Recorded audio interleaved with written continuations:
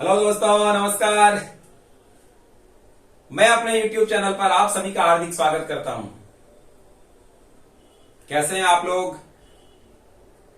I hope you are doing well. एक बड़ी अच्छी लाइन है, मैं जरा बता दूं उसको।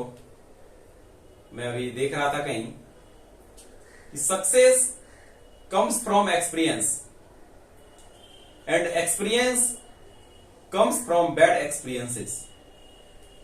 कई बार ऐसा होता है ना कि हम कोई एग्जाम में अगर फेल हो जाते हैं तो हमें लगता है कि मैंने बेकार इतना प्रयास किया, कुछ भी हुआ नहीं, रिजल्ट नहीं हुआ, हम सक्सेस नहीं हो पाए। लेकिन वो गलत है। हमें यह देखना है कि अगर कोई एग्जाम में हम फेल होते हैं तो वह किस वजह से हुए, क्या कारण था, हमें कहां कमी थी, और उस कमी को रेक्टिफाई करने के बाद हमें पुनः प्रयास करना है 100%। चाहे वो 2 बार, 3 बार, 5 बार समय लगे, लेकिन सफलता मिलेगी, 100% मिलेगी। क्योंकि बुरे अनुभव से ही तो हमें अनुभव मिलते हैं। कहते हैं ना, किसी भी युद्ध के मैदान में हम हारते नहीं हैं, या तो जीतते हैं या फिर सीखते हैं। तो चलिए आज का क्लास को हम लोग प्रारंभ करते हैं। आज के क्लास में हम लोग प्रियम्बल ऑफ द कॉन्स्टिट्यूशन, संविधान की प्रस्तावना के बारे में देखेंगे। अच्छा, एक चीज बताइए, आप लोगों में से किस किस को प्रस्तावना याद है? मुझे पता है बहुत कम लोगों को याद होगा। खैर कोई बात नहीं, जिसको याद है बहुत अच्छी बात है, और नहीं भी याद है तो इसमें कुछ वर्ड्स हैं, कुछ चीजें हैं जो एग्जाम के दृष्टिकोण से बहुत ही महत्वपूर्ण है, जो पूछा जाता है बार बार, उसको हम लोगों को माइंड में रखना है। बाकी नहीं याद है तो चलेगा। प्रस्तावना, प्रियम्बल। सबसे पहले हम लोग देखेंगे ये शब्द कहां से आया, सबसे पहले किस देश के संविधान ने इसको अपनाया। तो प्रस्तावना जो है सबसे पहले अमेरिका के संविधान के द्वारा अपनाया गया। यूएसए, अमेरिका के संविधान के द्वारा अपनाया गया, और वहीं से विभिन्न देशों के द्वारा प्रस्तावना शब्द को लिया गया, और उसमें से हमारा भारत भी है। पहला चीज ये था। अब मैं आप लोगों को बताया था मेकिंग ऑफ द कॉन्स्टिट्यूशन में उद्देश्य प्रस्ताव, जो 13 दिसंबर 1946 को 13 दिसंबर 1946 को पंडित जवाहरलाल नेहरू के द्वारा एक प्रस्ताव, उद्देश्य प्रस्ताव प्रस्तुत किया जाता है, जिसे 22 जनवरी 1947 को स्वीकार कर लिया जाता है। तो इसी उद्देश्य प्रस्ताव पर हमारा जो प्रस्तावना है इसी पर आधारित है। उद्देश्य प्रस्ताव पर ही हमारा प्रस्तावना आधारित है। और यह प्रस्ताव किसने प्रस्तुत किया था? पंडित जवाहरलाल नेहरू ने। यहां से क्वेश्चन आते हैं तो ये दिमाग में रखना है।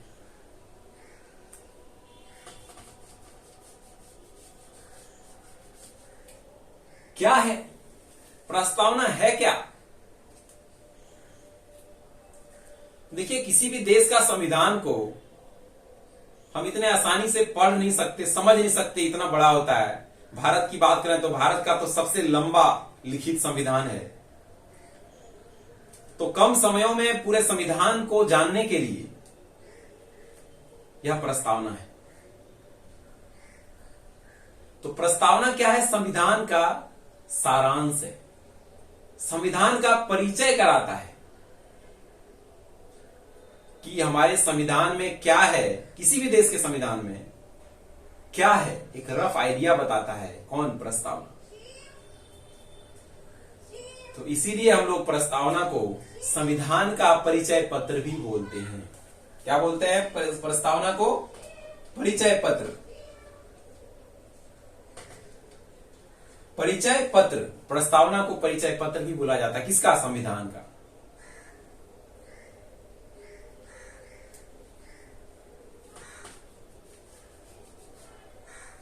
अब देखिए, प्रस्तावना को तो मैं इस पे लिख नहीं पाऊंगा क्योंकि छोटा है, ये जगह स्पेस नहीं है इसमें। मैं बताता हूं, मुझे भी अच्छी तरह से तो याद नहीं है, लेकिन मैं कोशिश करता हूं, तो उसको आप लोग ध्यान से सुनेंगे एक एक वर्ड को। भारत की प्रस्तावना। हम भारत के लोग भारत को एक संपूर्ण प्रभुत्व संपन्न, समाजवादी, धर्मनिरपेक्ष, लोकतांत्रिक गणराज्य बनाने के लिए एवं इसके समस्त नागरिकों को सामाजिक, आर्थिक व राजनीतिक न्याय, विचार, अभिव्यक्ति, धर्म, विश्वास व उपासना की स्वतंत्रता, अवसर व प्रतिष्ठा की समता को प्राप्त कराने के लिए एवं व्यक्ति की गरिमा और राष्ट्र की एकता और अखंडता को सुनिश्चित करने के लिए बंधुत्व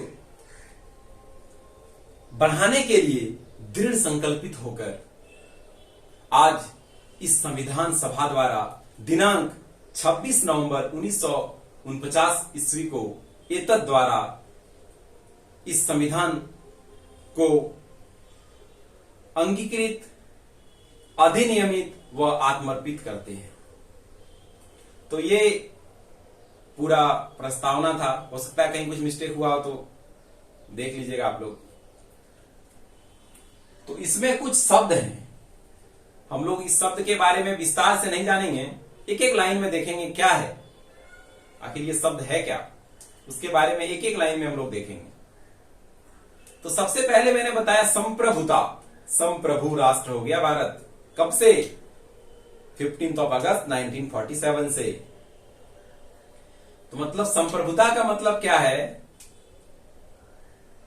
कि भारत के ऊपर अब कोई भी शक्ति नहीं है। भारत अब किसी का डोमिनियन नहीं है, जैसे पहले ब्रिटेन का था। अब यह स्वतंत्र है किसी भी कार्य को करने के लिए। संप्रभुता का मतलब यह है। अगला क्या है? समाजवादी। समाजवादी शब्द का मतलब है, मोटे तौर पर बताएं तो सरकार की भूमिका क्या होती है? नागरिकों के उत्थान के लिए होती है। सरकार की जो भूमिका है मेनली क्या है? नागरिकों के उत्थान के लिए, समाज के उत्थान के लिए पूरा समाजवादी। धर्मनिरपेक्ष। देखिए, प्रस्तावना में एक इंग्लिश वर्ड सेक्युलर वर्ड का यूज किया गया है। वैसे लक्ष्मीकांत में भी धर्मनिरपेक्ष शब्द ही लिखा है, लेकिन मैंने और कहीं भी देखा इसको अच्छे से, तो शायद ये अगर आप हिंदी में पंथ निरपेक्ष बोले तो ज्यादा अच्छा है धर्मनिरपेक्ष की जगह। तो धर्मनिरपेक्ष क्या है? किसी भी धर्म से यहां पर कोई भी भेदभाव नहीं किया जाता है। अगला क्या है? लोकतांत्रिक। लोकतांत्रिक शासन की शक्ति किस पे होगी? जनता के हाथों में होगी। इसका मतलब यही है। गणतंत्र। गणतंत्र का मतलब क्या है कि जो देश का प्रमुख व्यक्ति होगा वह निर्वाचित होगा, चुन कर जाएगा। राजशाही की तरह नहीं, जो उसका उत्तराधिकारी जो होगा वही राजा बनेगा, नहीं। गणतंत्र में जो देश का प्रमुख होगा वह चुन कर जाएगा। तो जैसे हमारे देश में कौन है देश का प्रमुख? First citizen of India, president, हमारे देश के राष्ट्रपति, तो वह भी चुन कर जाते हैं।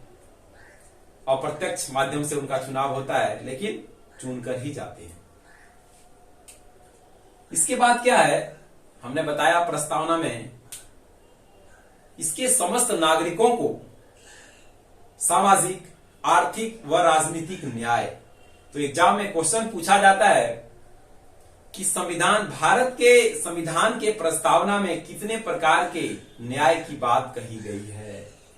तो कितने प्रकार के न्याय हैं? न्याय कितने प्रकार का है? कौन कौन सा मैं बताया? सामाजिक न्याय, आर्थिक न्याय और राजनीतिक न्याय। तो संविधान के प्रस्तावना में 3 प्रकार के न्याय की बात कही गई है। सामाजिक, धर्म, मूल, वंश, जाति, किसी के आधार पर कोई भेदभाव नहीं होगा, सबको सम न्याय दिया जाएगा। आर्थिक, आर्थिक के आधार पर किसी के साथ कोई भेदभाव नहीं किया जाएगा। लेकिन ऐसा होता है क्या?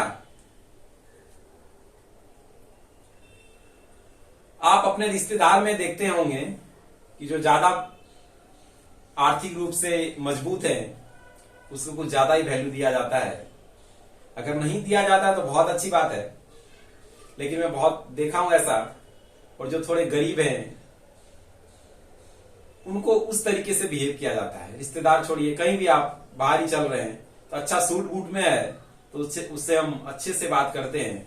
कोई थोड़ा गरीब आदमी है तो उससे मेरा बात करने का लहजा, तरीका बदल जाता है। लेकिन ये गलत है, ऐसा नहीं करना है। तो आर्थिक रूप से भी भेदभाव नहीं किया जाएगा। राजनीतिक में भी क्या है, सबको समान न्याय मिलेगा, चाहे वो राजनीतिक दफ्तर हो, चाहे, है ना। तो राजनीतिक में भी क्या है, लोगों को समान न्याय दिया जाएगा। अब देखिए, ये जो 3 चीज है जो मैं लिखा था अभी, सामाजिक, आर्थिक और राजनीतिक, ये तीनों न्याय, इसको कहां से लिया गया है? ये भी एग्जाम में क्वेश्चन आता है। फिर लिख दूं दोबारा मैं, सामाजिक, आर्थिक व राजनीतिक, ये जो तीनों चीजें हैं ये 1917 ईस्वी के रूसी क्रांति से लिया गया है। रूसी क्रांति से ये तीनों शब्द लिए गए हैं, सामाजिक, आर्थिक और राजनीतिक। एग्जाम में क्वेश्चन आता है, याद रखेंगे। उसके बाद क्या है, 3 चीजों के बारे में हम लोगों ने देखा। एक स्वतंत्रता, एक समता और एक बंधुत्व। स्वतंत्रता में देखा हम लोगों ने कितने प्रकार की स्वतंत्रता थी? विचार, अभिव्यक्ति, धर्म, विश्वास व उपासना। विचार, अभिव्यक्ति, धर्म, विश्वास व उपासना, 5 प्रकार की स्वतंत्रता के बारे में हमने देखा। इसके बाद है समता। समता, कितने प्रकार की समता को देखा हमने? अवसर व प्रतिष्ठा, अवसर व प्रतिष्ठा की समता। आप हमारे संविधान में समता का अधिकार आर्टिकल 14 to 18 दिया गया है, जिसको हम लोग बाद में देखेंगे आर्टिकल में, है ना। इसके लिए अलग से अधिकार है, समता का अधिकार, आर्टिकल 14 to 18 तक। तो समता में कितने प्रकार की समता की बात कही गई है प्रस्तावना में? अवसर, प्रतिष्ठा व अवसर की समता, प्रतिष्ठा व अवसर की समता। और अगला एक शब्द है बंधुत्व। बंधुत्व, भाईचारे की भावना, भाईचारे की भावना। तो ये 3 शब्द, स्वतंत्रता, समता और बंधुत्व, ये जो तीनों शब्द हैं, न्याय को हटा दें इसमें, मैं यहां लिख देता हूं, स्वतंत्रता, समता और ये बंधुत्व, ये तीनों शब्द फ्रांस की क्रांति से लिया गया है। कहां से लिया गया? फ्रांस की क्रांति से। फ्रेंच रेवोल्यूशन कब हुई थी? 1789 to 1799। तो फ्रांस की क्रांति से स्वतंत्रता, समता व बंधुत्व को लिया गया है।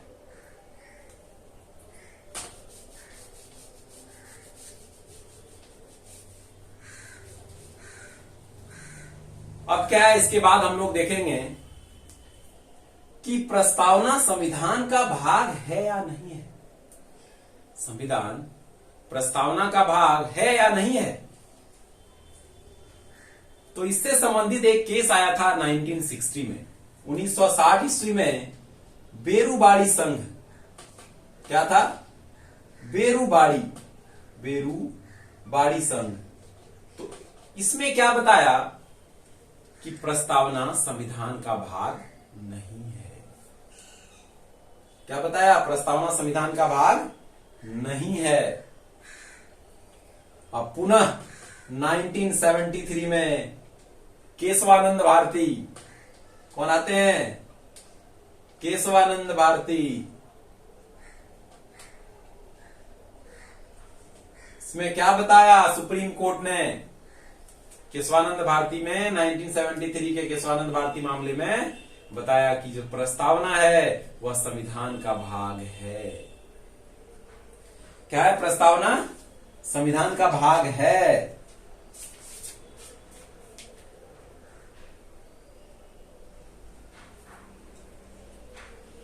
नाइनटीन 1973 में बता दिया गया कि प्रस्तावना जो है संविधान का भाग है। और अगला फिर आता है एक 1995 में, कौन सा है? LIC मामला।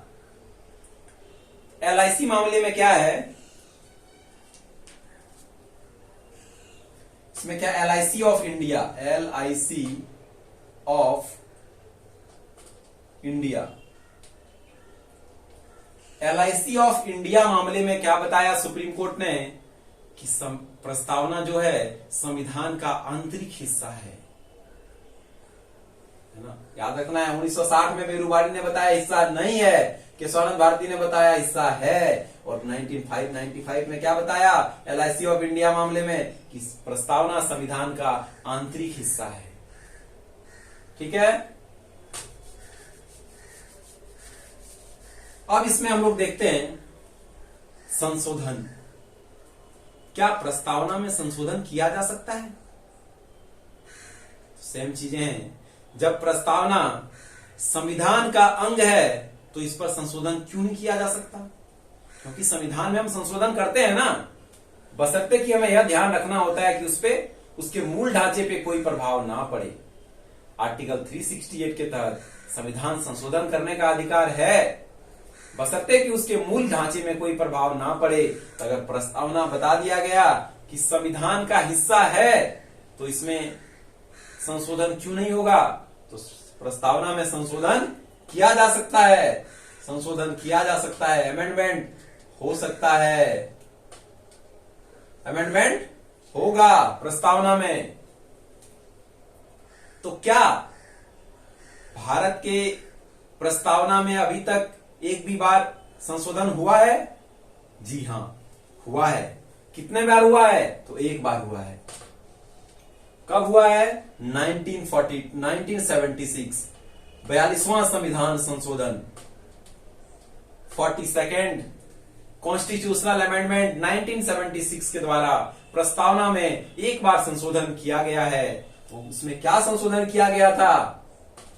मैं बता दिया पहले शब्द, लेकिन उस समय मैं नहीं बताया कि यह मूल प्रस्तावना में नहीं था, क्योंकि हमें संशोधन यहां पढ़ना था। तो कौन कौन से शब्द थे? समाजवादी,